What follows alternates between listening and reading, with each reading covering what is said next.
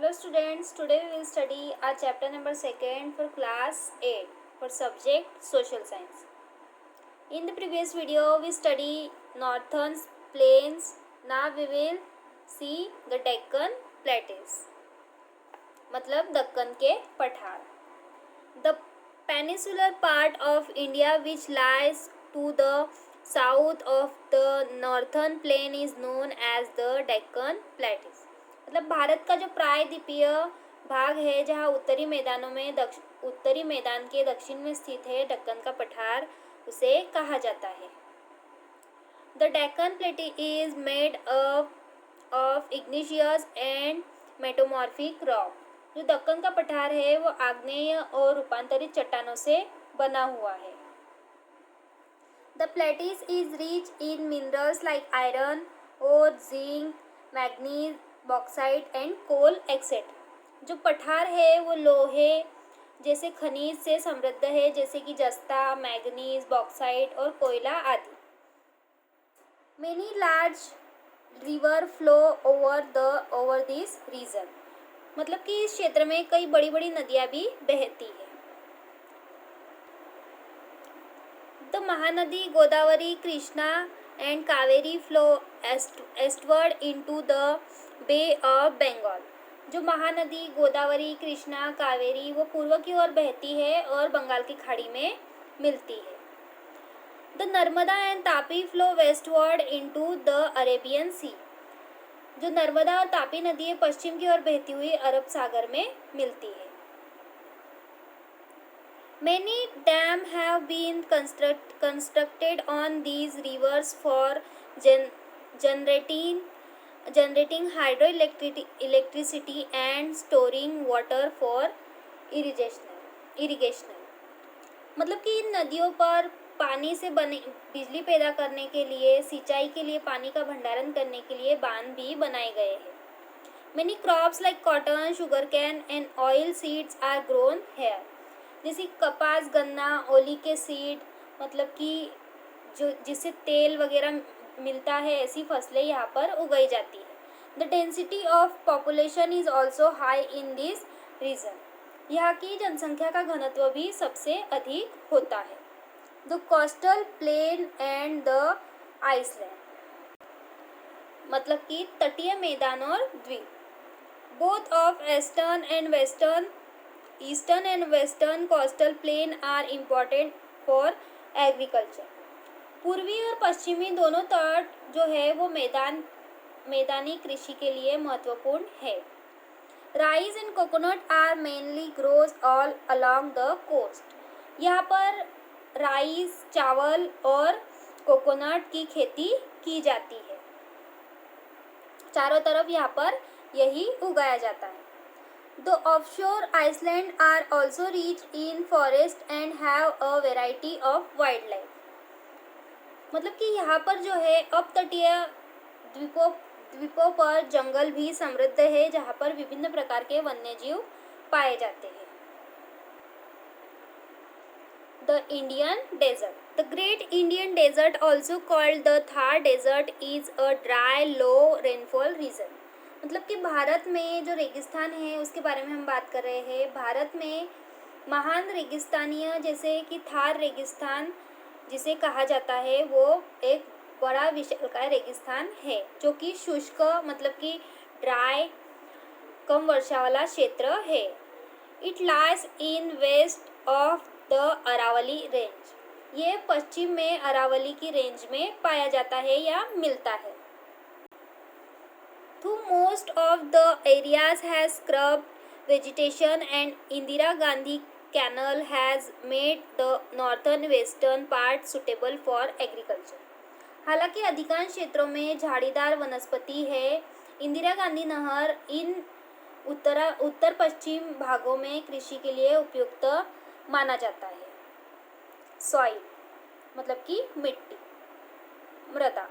Soil is the most significant renewable natural resource. मृदा जो है सबसे महत्वपूर्ण नवीकरणीय प्राकृतिक स्रोत है.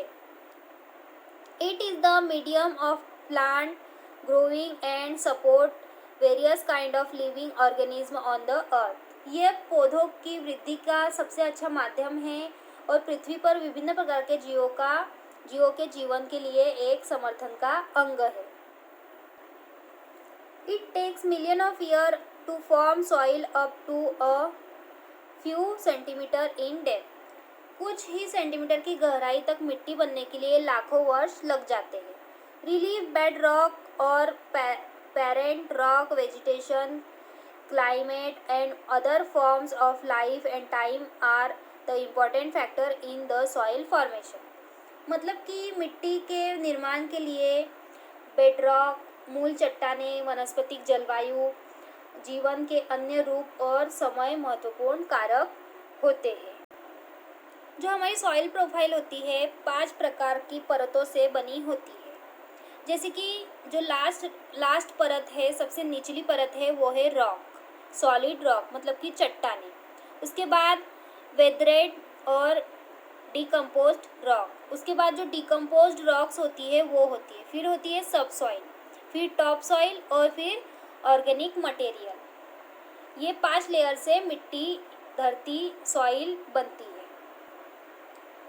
Different forces of nature like change in temperature, action of running water, glacier and wind, activities of the decomposer contribute to the formation of soil. प्रकृति के विभिन्न अंग है, जैसे कि तापमान हो गया, टेम्परेचर हो गया, उसके बाद बहता हुआ पानी, ग्लेशियर, हवा, एक्टिविटीज़, जो अपघटों की एक्टिविटीज़ है वो सॉइल फॉर्मेशन के लिए मतलब कि मिट्टी के निर्माण के लिए एक महत्वपूर्ण योगदान प्रदान करती है। Organic and chemical changes which take place in the soil are equally important. Soil also comprise inorganic and organic humus material. जो कार्बनिक और रासायनिक परिवर्तन जो मिट्टी में होते हैं वो सामान्य रूप से महत्वपूर्ण है, मिट्टी के लिए जो है वो सामान्य रूप से महत्वपूर्ण अंग है। जो कार्बनिक और अकार्बनिक सामग्री है वो मिट्टी में शामिल होती है। O horizon, this surface layer contain humus. ये जो ओ हॉरिजॉन होता है ये ह्यूमस का कंटेन होता है। It has plants, rock and soil organism. इसमें पौधों की जड़ें और मिट्टी के जीव पाए जाते हैं। A horizon, this is also rich in humus. ये भी ह्यूमस का ही एक पदार्थ है। Dissolved minerals get washed down to this layer through a process called leaching. यहाँ पर ये जो प्रक्रिया के बाद जो विघटित खनिज होता है वो पाया जाता है। B horizon, little humus is found here. यहाँ पर भी कुछ सतह तक, कुछ हद तक ह्यूमस पाया जाता है। Some leach minerals from the layer above is collect here changing the colour of the soil. यहाँ पर जो मिट्टी के रंग बदलने के लिए निक्षालित खनिज जो होता है वो यहाँ पर पाया जाता है या एकत्रित होता है। C horizon, this is the zone where the present rock is broken down due to the process of weathering. यहाँ पर अपक्षय की प्रक्रिया के कारण जो चट्टानें टूटती है वो पाई जाती है।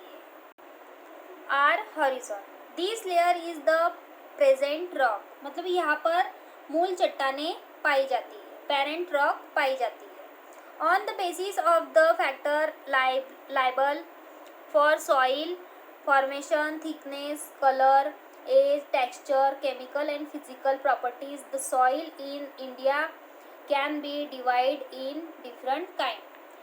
यहाँ पर जो पृथ्वी के उत्तरदायी कारक होते हैं, परत के लिए उत्तरदायी कारक होते हैं, जिसमें गठन, मोटाई, फॉर्मेशन, कलर, रंग, उसकी एज, टेक्सचर, उसके बाद विषयगत, भौतिक गुण आदि प्रॉपर्टीज़ पाई जाती है। भारत की जो मिट्टी होती है उसे विभिन्न प्रकार से विभाजित कर सकते हैं। अब इसके बाद है एलुवियल सॉइल, मतलब कि जलोढ़ मिट्टी। यह हम अगली वीडियो में पढ़ेंगे।